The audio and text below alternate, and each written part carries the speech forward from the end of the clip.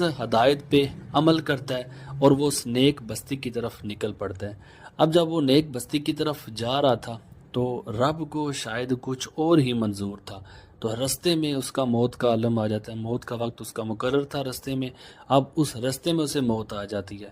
جب اسے موت آ جاتی ہے تو ایک نیکی کا فرشتہ ہوتا ہے اور ایک بدی کا فرشتہ ہوتا ہے، دونوں فرشتے وہاں پہ آ جاتے ہیں۔ اب جو عذاب دینے والا فرشتہ ہے وہ کہتا ہے کہ میں اسے جہنم میں لے کے جاؤں گا، اس نے تو 100 بندوں کو ناحق قتل کیا ہے، جبکہ جو نیکی والا فرشتہ ہوتا ہے وہ کہتا ہے میں اسے جنت کی طرف لے کے جاؤں گا کیونکہ اس نے سچی توبہ کر لی ہے۔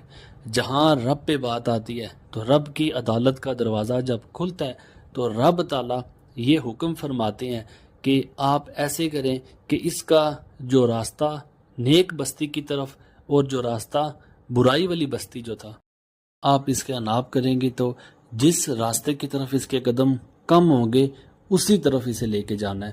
اب جب اس کا راستہ ناپا گیا تو نیکی والے راستے کی طرف اس کے قدم زیادہ تھے۔ اب کچھ روایت میں ایسے بھی آتا ہے کہ اللہ تعالیٰ نے نیکی کا راستہ اس کی طرف سکیڑ دیا تھا، اس کی طرف کم کر دیا تھا۔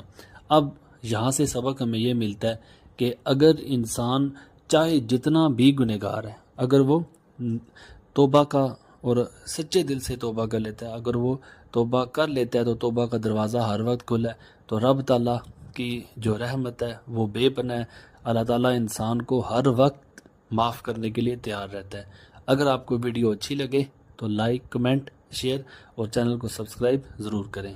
شکریہ، اللہ حافظ۔